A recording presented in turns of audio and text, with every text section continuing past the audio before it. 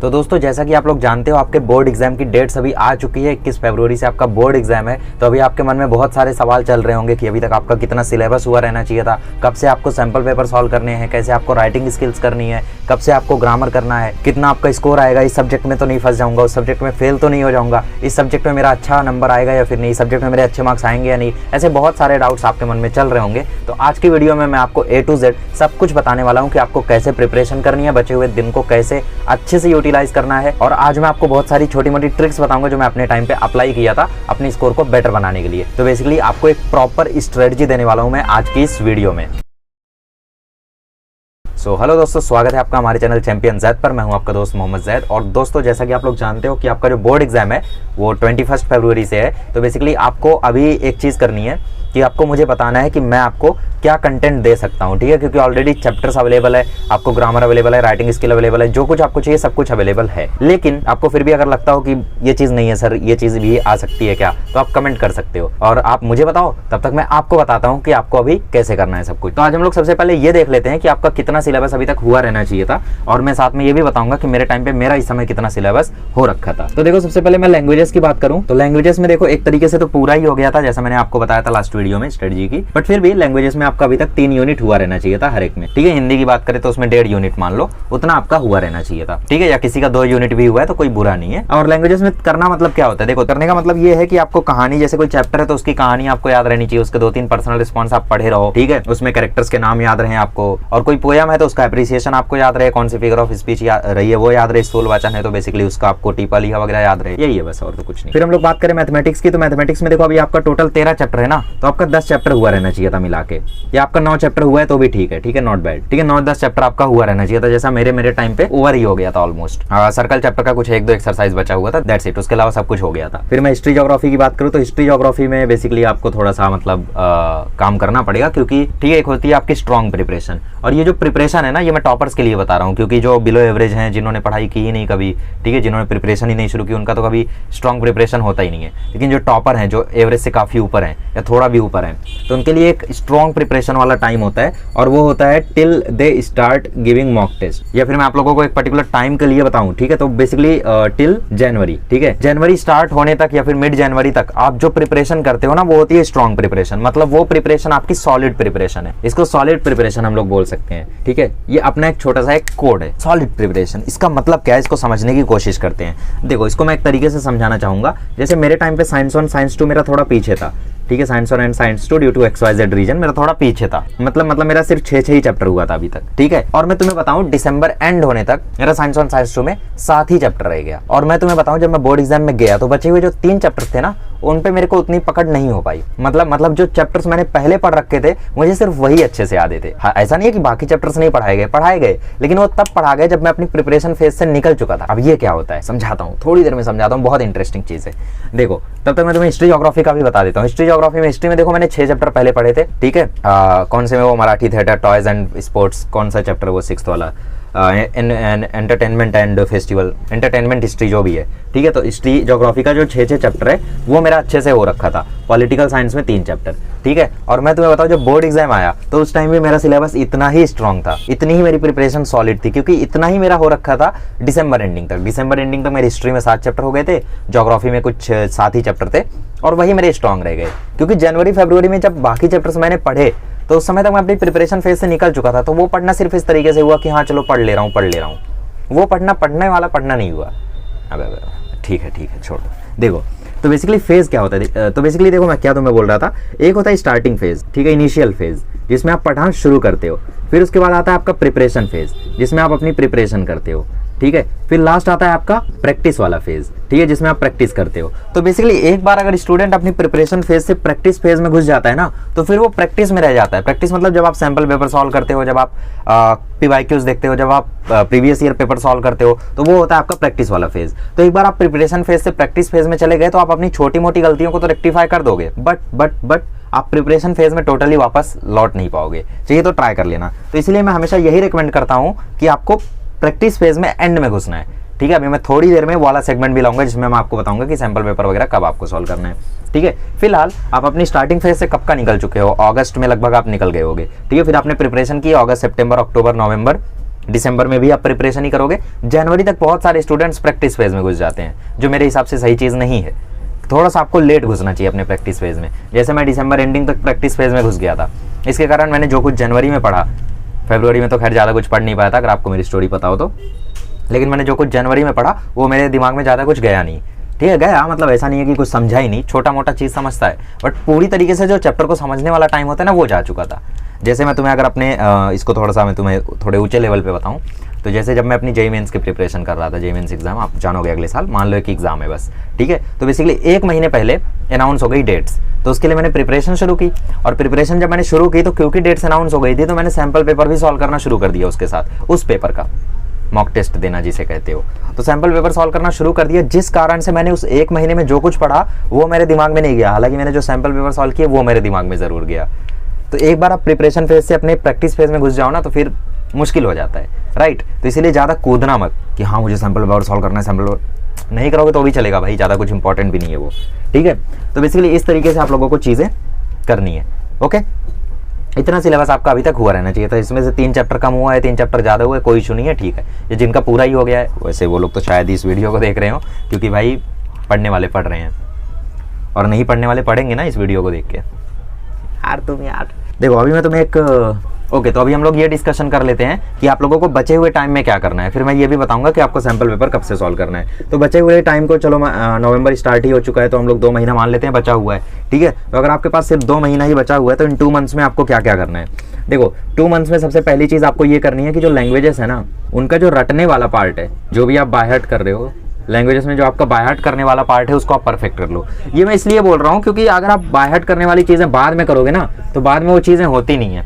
मतलब जैसे मैं अपने क्लासेस में जब मैं पढ़ता था तो बेसिकली अगले दिन इंग्लिश का एग्जाम है और मैं देख रहा हूँ बहुत सारे लोग अभी डाइजेस्ट का जेरोक्स करा के उससे अप्रिसिएशन पढ़ रहे हैं, तो उसका कोई फ़ायदा नहीं है यार। अगर तुम इतना लेट पढ़ना शुरू कर रहे हो अप्रिसिएशन वगैरह तो उसका क्या फ़ायदा है, कोई फ़ायदा नहीं है। तो अपना जो बाय हार्ट करने वाली चीज़ें हैं ना उसको अभी से ही कंप्लीट करना शुरू कर दो तुम, उसके लिए इंतज़ार मत करो ज़्यादा, क्योंकि अगर आप उसके लिए फिर वेट करोगे फिर वेट ही करते रह जाओगे यार, फिर वो चीज़ें अच्छे से समझेंगे नहीं, अच्छे से तुम्हारे दिमाग में जाएंगी नहीं, ठीक है। जैसे इसमें क्या क्या आता है, इसमें आपका स्थूल वाचन हो गया, ठीक है, स्थूल वाचन हो गया, उसका जो टीपा लिया है स्वामत है वो तो आपको वर्ड टू वर्ड लिखना है, याद रखना इस चीज़ को, वर्ड टू वर्ड लिखना है, पूरा पेज भरना है आपको, ठीक है। उसके बाद एप्रिसिएशंस हो गए, एप्रिसिएशंस के बाद जो फॉर्मेट होते हैं राइटिंग स्किल के वो भी आपको याद रहने चाहिए, ग्रामेटिकल टॉपिक्स के जो फॉर्मूले वगैरह है वो भी आपको याद रहने चाहिए, ग्रामर में भी तो फॉर्मूले वगैरह होते हैं वो भी आपको याद रहने चाहिए। तो बाय हार्ट करने वाली चीज़ें जो है ना लैंग्वेजेस की वो बचे हुए टाइम में आपको परफेक्ट कर लेना है। ये नहीं कि कल बोर्ड एग्जाम है आज एप्रिसिएशन याद नहीं आ रहा, स्थूल वाचन का टीपा लिया अरे भूल गया, ये सब नहीं होना चाहिए, ठीक है।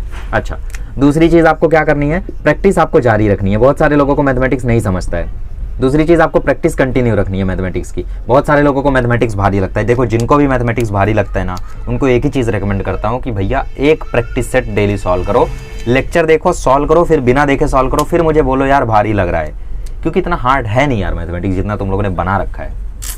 मैथ्स 2 चलो मैं एक बार के लिए मान सकता हूँ, मैथ्स 1 कैसे भाई, कैसे कोई मैथ्स 1 में फेल हो सकता है। ओके, इसके अलावा जो रटने वाला पार्ट है हिस्ट्री ज्योग्राफी का, इसको फटाफट से कंप्लीट करो। कोई एक चैप्टर आप हिस्ट्री और ज्योग्राफी दोनों में छोड़ सकते हो, लेकिन फिर भी अभी आप कुछ छोड़ो मत, अभी आप 8 चैप्टर्स कर लो। पॉलिटिकल साइंस में तो सारे कर लो क्योंकि political science is very easy, ठीक है, बहुत ही आसानी से आप याद कर ले जाओगे सारे आंसर्स। हिस्ट्री में थोड़ी दिक्कत आती है शुरू के चैप्टर्स में, बट आगे वाले चैप्टर्स आसान है। ज्योग्राफी में बीच वाले चैप्टर आसान है, आखिरी के थोड़े से हार्ड और शुरू के थोड़े से हार्ड। शुरू के in the sense 3rd chapter 4th chapter ये, ठीक है। 1 2 तो ईजी है, 5 6 7 8 5 6 7 काफ़ी इजी है, फिर 9 थोड़ा सा हार्ड है, 8 भी ठीक ठाक है, ठीक है, उतना हार्ड नहीं है। एक्सरसाइज के आंसर सिर्फ याद करने हैं, वहीं से क्वेश्चन आएगा 100%। ऑब्जेक्टिव भले टेक्स्ट बुक से आ जाए तो एक बार टेक्स्ट बुक रीड कर लेना, बाकी उससे ज़्यादा कुछ करने की ज़रूरत नहीं है। अब बात करते हैं सच में इंपॉर्टेंट चीज़ के बारे में, जो कि है साइंस। साइंस में देखो बहुत सारे लोगों को दिक्कत होती है, तो मैंने साइंस का कई बार आपको जो तरीका है, जो मेथड है वो बताया है, और मेथड यही है भैया कि डेली आप आधा चैप्टर करो, मतलब 2 दिन में एक चैप्टर करो। कैसे करोगे, या तो आज आप पूरे चैप्टर का लेक्चर देख लो, कल आप उस लेक्चर को थोड़ा सा रिवाइज करके एक्सरसाइज के क्वेश्चंस देख के उस चैप्टर को थोड़ा समझने की कोशिश करो, टेक्स्ट बुक को एक बार रीड करो, उसके ऑब्जेक्टिव्स को समझो, उसके जो प्रोसेसेस बताए गए हैं उनको थोड़ा सा आप लोग समझो, ठीक है। ग्लाइकोलिसिस बताया है उसको आप लोग थोड़ा सा समझने की कोशिश करो। हाइड्रो इलेक्ट्रिक पावर प्लांट में आप लोगों को जो भी पावर प्लांट समझाया गया है उसको आप लोग थोड़ा सा समझो, ठीक है।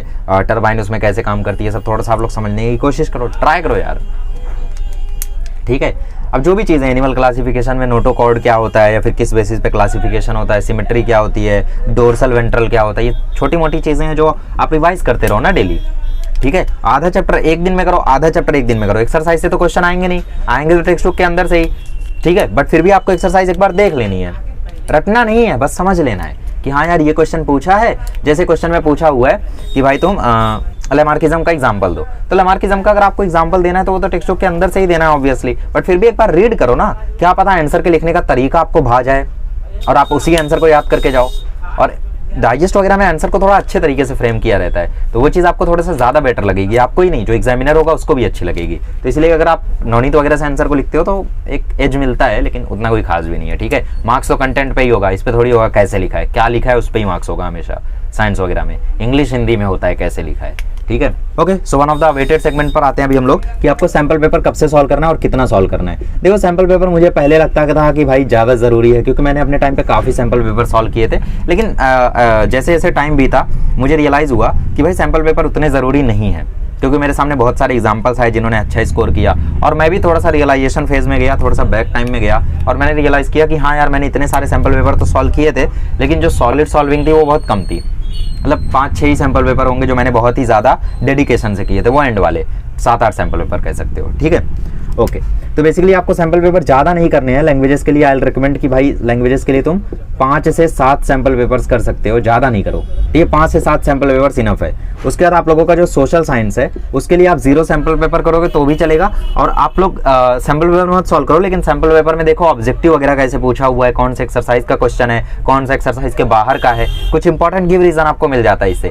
जैसे लंग्स ऑफ द वर्ल्ड बोला जाता है ना, ब्राजीलियन अमेज़न रेन फॉरेस्ट को, शायद 6 चैप्टर में आई थिंक ये दिया हुआ है, आपकी टेक्स्ट बुक में जाओगे, मुझे बहुत टाइम हो गया ज्योग्राफी पढ़े एनीवेज। तो बेसिकली वो गिव रीजन टेक्स्ट बुक में नहीं दिया है एक्सरसाइज में, लेकिन फिर भी वो गिव रीजन इंपॉर्टेंट था, बहुत सारे सैंपल पेपर में भी था, और 2019 में आया भी था, ठीक है। तो इसीलिए आप लोगों को थोड़ा सा याद करने की जरूरत तो है उसको, ओके। बाकी आप लोग सिर्फ एक बार इसको रेफर करो, देख लो कि ऑब्जेक्टिव कैसे पूछे हैं, डू एज डायरेक्टेड कौन सा है, ये सब देख लो, बाकी ज्यादा कुछ करने की जरूरत नहीं है। साइंस और मैथ्स में मैं बोलूंगा 2-3 सैंपल पेपर सॉल्व कर लो, इनफ है। 2 से 3 सैंपल पेपर सॉल्व कर लो। अब इतने सैंपल पेपर करने के लिए आई डोंट थिंक आपको ज्यादा टाइम की जरूरत है, और सैंपल पेपर करने भी आपको अच्छे से हैं, ठीक है। 2.5 से 3 घंटा दो, और बेसिकली 2.5 से 3 घंटा सॉल्व करने में दो, और फिर 1 घंटा चेक करने में दो, एनालाइज करने में दो। इस तरीके से आप दिन भर में 3 सैंपल पेपर तक सॉल्व कर सकते हो। लेकिन फिर भी अगर हम आपके लेवल पे एक टाइम बनाए तो आप दिन में 2 सैंपल पेपर मान लो सॉल्व करते हो, तो आप लोग मान लो इसके 7 कर रहे हो, तो 7 3 या 21, इसके 3 2 या 6, ठीक है। तो 27 सैंपल, अगर आप इतने सैंपल पेपर भी करते हो तो भी 14-15 दिन इनफ है।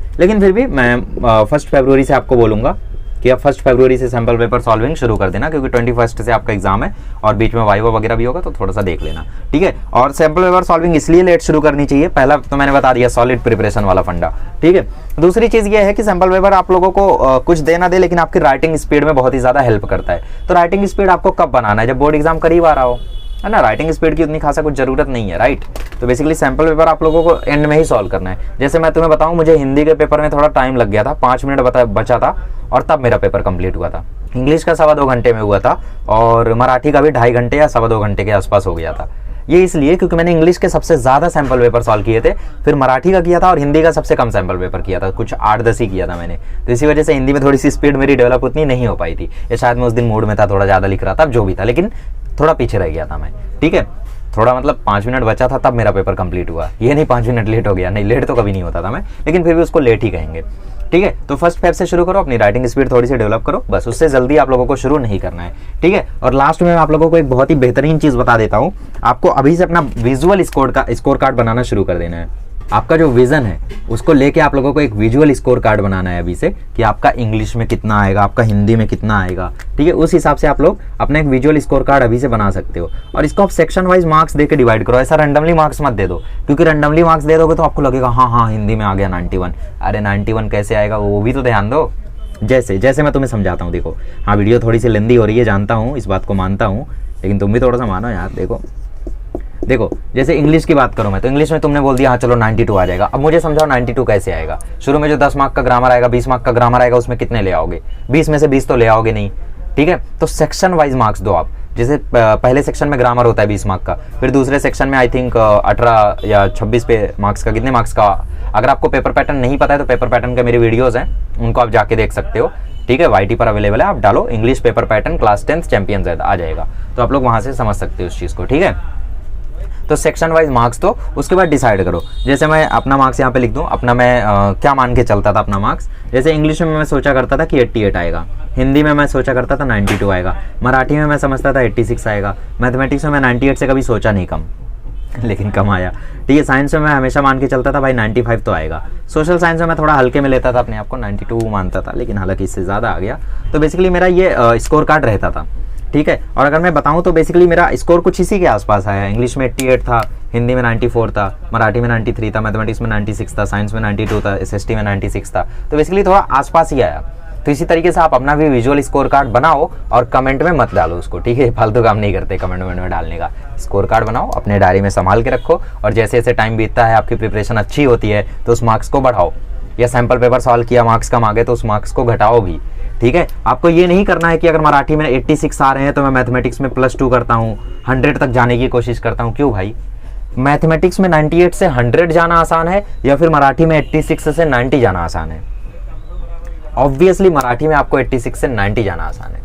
तो आपको वहाँ बढ़ाना है जहाँ आपके कम आ रहे हैं। जहाँ पे आप ऑलरेडी पीक पर पहुँच गए हो वहाँ पे हाँ बढ़ा सकते हो, लेकिन आप जहाँ कम आ रहे हैं उस चीज़ को इग्नोर मत कर दो। जैसे ये मेरी गलती थी थोड़ी सी, जैसे इंग्लिश में मैं कभी 88 से ज़्यादा सोचा ही नहीं। ठीक है, मैंने सोचा चलो ठीक है लक चल गया तो आ जाएगा 90+, लेकिन ठीक है इतना ही ठीक है, वरना फिर शायद चलो ठीक है ठीक है, तो ऐसा सीन था। तो बेसिकली आप लोगों को थोड़ा सा अपना स्कोर कार्ड वगैरह बना के अभी थोड़ा सा मतलब समझ रहे हो ना कि यार थोड़ा हो जाओ, तैयार हो जाओ अभी कि बोर्ड एग्जाम आ रहा है यार, फोड़ेंगे अब की बार।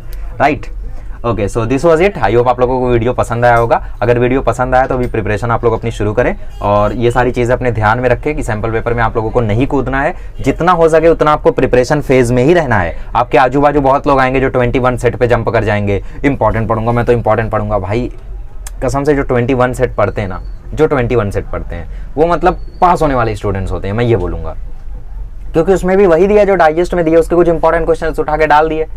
वो क्यों पढ़ेगा भाई टॉपर क्यों पढ़ेगा उस चीज़ को? उसको 21 सेट तो एकदम चिंदी लगेगी, जिसको पूरी नवनीत की डाइजेस्ट याद है, जिसको पूरी टेक्स्ट बुक याद है। 21 सेट तो उसके सामने एक बच्चा है। बहुत लोग मिलेंगे आपको जो डिस्ट्रैक्ट करेंगे, भाई मैं तो 21 सेट लाया हूँ, इसमें इंपॉर्टेंट दिया, ले तू भी पढ़ ले। भाई मैं तो टारगेट की बुक लाया हूँ, इसमें हॉट्स दिए हुए हैं, ले चैलेंजिंग क्वेश्चन कर ले। टेक्स्ट बुक तो कर ले भाई, पहले टेक्स्ट बुक के ही क्वेश्चन आ रहे हैं आजकल हॉट्स में। देखा तुमने लास्ट ईयर क्या हुआ था?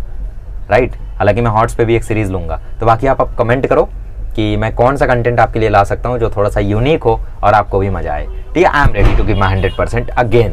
ठीक है, 2025 में भी कहीं नहीं जा रहा हूँ, 100% देने के लिए तैयार हूँ। आप भी तैयार हैं तो कमेंट कर दें। Okay, so thank you so much.